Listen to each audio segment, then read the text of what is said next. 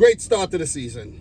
Great start. Before we even get anywhere in this video, smash the thumbs up button. All you Liverpool fans watching this video, smash the thumbs up button. I know I have a lot of Liverpool fans on my channel.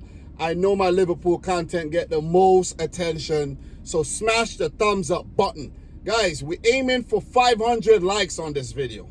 I know this video is going to get 500 views or 1,000 views. Everybody who's seeing this video right now, smash up the thumbs up button. 500 likes. Let's get it. So, Luis Diaz in the 13th minute. Salah, Jota, Diaz linking up. And that all came from a Brentford corner. Counter-attacking move there by Liverpool to open the scoring there. Mo Salah in the 70th minute, subject to an offside, but it was, cleared by VAR. Great finish by Salah.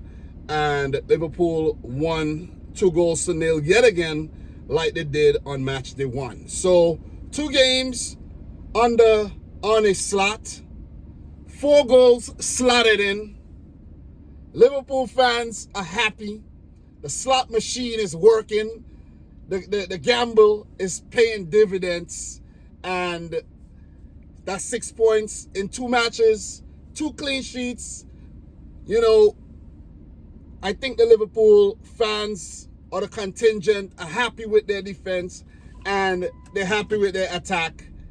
I think the midfield could do it a little strengthening, in terms of the defensive midfield area. It looks kind of in that area, and that's always been a questionable area for Liverpool over the years. Like, let's say, for example, when Fabinho is not fit, that area was kind of questionable, Thiago Alcantara, that area. So I think that's maybe an area where Liverpool need to maybe bring in someone else, because I don't know how long Gravenberch is going to stay fit, or if Slot 100% trusts Wataru Endo, who had a really good season last year, I have to say. I kind of downplay the move. He's a decent player at most, the Japanese, but I think he was really, really solid. But this was another very, very good display by Liverpool on the day against a decent Brentford team. Let's just say that. Brentford are not a pushover team. And we've seen that over the last 4 seasons where they've been in the Premier League and they haven't, gone back down to the Championship. So you got to give credit when credit's due. But Brentford, I think, last season lost a bit of steam. And they, they're a team that they're very hard to gauge. You see what I mean? They did open the season with a 2-1 win over Crystal Palace. That was quite impressive. But they know the work was going to be cut out for them when they play Liverpool at Anfield, a place that Liverpool have not lost the game at in quite some time. And if you check the stats, the Virgil van Dijk stat, he's only lost twice at Anfield. So your odds of winning at Anfield goes down tremendously if you're the opposition team once Van Dijk is in the team. You see what I mean? If you're lucky to walk away with a draw, then yeah. But a win, not likely. Not likely. I know there's been some shaky, matches over the last couple seasons, but all in all, Liverpool has been steadfast at Anfield. And big stat, the highest ever attendance at Anfield ever in their history. 60,000 people. I think they did extend the stadium, and so they could accommodate more fans, at Anfield and everything, you know what I mean? And if you're watching this and you're saying, this guy doesn't even know what he's talking about. He's never even been to Anfield. He's never even been to England. Who do you think you are, Dom? You live in New York, you're driving around in your van and you think you know what you're talking about. You've never been there. Joke's on you. Joke's on you. I've been there. Okay? I know what it's like. I've been there. All right? So, just so you know. Just so you know. But, look, man, I don't think Brentford are going to take this, too hard on themselves. And they're used to that. You see what I'm saying? They're used to not doing so well against Liverpool. I'm not saying they haven't had good games against Liverpool, but they're used to that. If you check the record, Liverpool hold the aces in the matchup. A lot of positives to take away from this game. I don't think there's many negatives that Liverpool could take away from the game. Biggest positive, 3 points, clean sheet. Mo Salah continues to score goals. Luis Diaz got on the score sheet. Jota looks good. And you could see Slot using Jota as a striker ahead of Darwin Núñez. Don't know if that'll change going forward, if they'll do like a rotation or, you know, manage a workload of the players. But we know what Jota is capable of doing. He used to play that striker's role at Wolves on a few occasions. Not all the time, but on a few occasions, he will play that role. You know, maybe when Raúl Jiménez wasn't on the field back when they were both at Wolverhampton Wanderers. But a lot of positives to take away from the game for Liverpool, you know. They're playing a different brand of football, you know, a more controlled brand of football, not the helter-skelter rock and roll, non-stop, you know, playing with, you know, non-stop energy kind of football. They're more controlled. And I heard a commentator say that if you play with more control and you have the ball more, you won't need to actually go and win the ball back. You see what I mean? So you won't find a lot of situations where Liverpool are going to get caught out too much with a very, very high line and ball getting played in behind, and because they've been chasing the ball or trying to win the ball back whenever they lose the ball, that the energy levels are not there and they caught slipping. You see what I mean? So let's see if Arne Slot is able to actually have continuity with this Liverpool team in terms of consistency week in, week out. So far, so good. You see what I mean? I can't criticize the team in a negative way, and not many could. It's been mostly positives for Liverpool. You can't really go and criticize too many players. I think the team looks very cohesive. So far, so good. Let's put that out there. I don't know if when Champions League football and the cup matches, or when they go away on international break, when they come back, if all that's going to affect the team chemistry, I don't know. It's left to be seen. You see what I mean? This is still very much a litmus test for Liverpool. Looks good from the start, 2-2. But are they going to continue in that vein of form? We shall see. We shall see. But the key is, keep picking up points to stay head to, you know, neck to neck with Manchester City and Arsenal. Don't worry about the other teams. And I'm not saying that to say take them lightly and drop points. Don't worry about them. Focus on, Liverpool should focus on picking up points, focus on themselves first, but also keep an eye on both City and Arsenal, because those are the teams that finished ahead of Liverpool last season.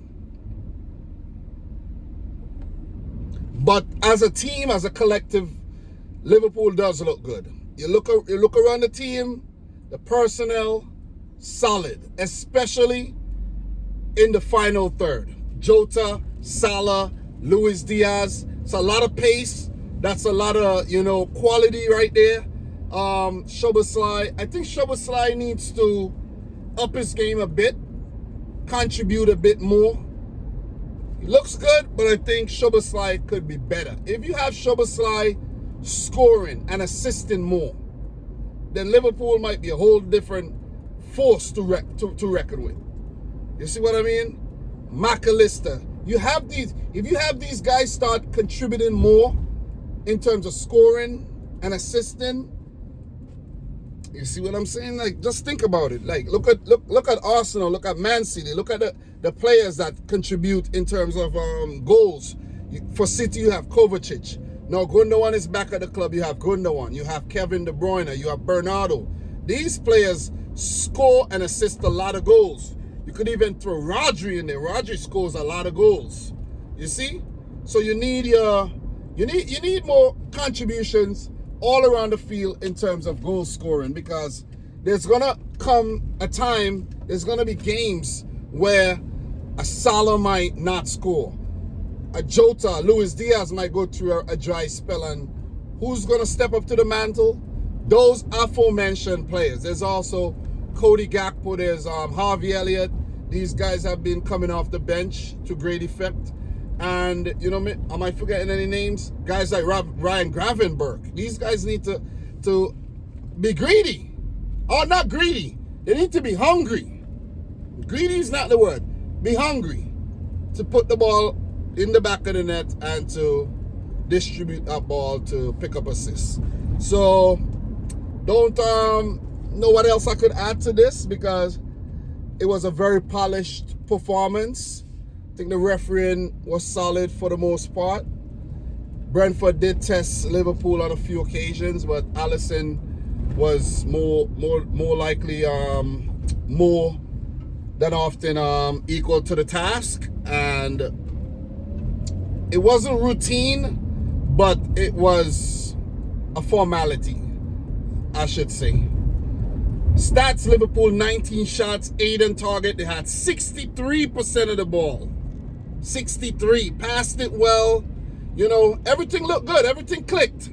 Brentford 8 shots, 2 on target, 37% of the ball. You know, I don't think there was ever a time where Brentford really dominated this game. Maybe 1 or 2 moves, but not over a prolonged period of time. 6 points for Liverpool. Are they going to continue picking up points? It's left to be seen. I'm being completely honest here.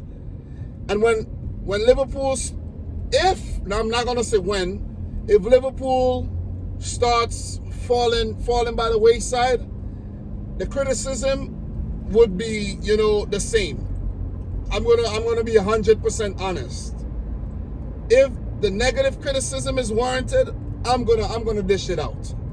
You see? Another thing I have to mention, Trent Alexander-Arnold, as you guys can see, remains the weak point in this team. Going forward, yes, he is great. But in defense, you could see Slot took him off, brought on Connor Bradley. You have to manage your game time, Trent. You see what I mean? Because I think Slot's thinking is, so far, so good. Trent, come off. Bradley, go on. You guys share the workload. You don't want a tired Trent Alexander-Arnold on the field, and then he's lapsing in concentration in defense, and then you let in 1 goal, and then you drop points from a winning position. You don't want that. So that's another thing, you know, definitely another thing. So Sepp Vandenberg recently moved from Liverpool to Brentford, and also Fabio Carvalho did take part in the match as well. Brentford, look, they just got to go back to the drawing board. They picked up 3 points already, and they just have to look for the, you know, pick up points against the teams that they're more likely to get points against. You see? Do your job. Do your job when the opportunity presents itself. You play against the newly promoted teams, you beat them. When you come up against Liverpool and City and Arsenal, if you don't pick up any points, well, that's just it. That's just how it is. That's just how it is. So, in terms of the next game, for Brentford, their next match will be against Colchester in the EFL Cup second round on the 28th, 3 days from now. And then they play Southampton. You see, you host a team like Southampton, you have to beat Southampton. You got to beat Southampton, because guess who's coming up after that? City. So if you play 4 games and you have 6 points, you lose to City and Liverpool, you're not really being too harsh on yourself. You know, you're not being like, oh man. You got 6 points in 4 games and you're cool with that. You see what I mean? I'm not saying they shouldn't aspire to defeat the better teams, but more often than not, those teams are going to defeat you. So in terms of Liverpool, I think they do have Manchester United in their next game, which is massive, very, very early in the season. And that'll be a great litmus test. That'll be a massive, massive game. So just try to pull up that game right now. That will be at Old Trafford. And not to really go into that game too much, but yeah, my internet is kind of messing up right now.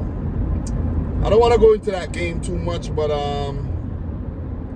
you know, it is nice to just, it'll be nice to just look at it and just touch on some stats really, really quick.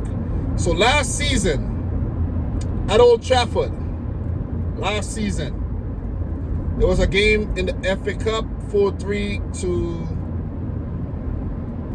Man United. At Old Trafford, 2-2 draw. And at Anfield, a 0-0 draw. So, and before that, Liverpool did put 7 past Manchester United. So it's fair to say that in the recent games, they did play club friendly recently, but in the recent official matches, Man United hold the aces. Liverpool gonna change that. Let's see what happens next Sunday. So guys, I'm your boy Dom.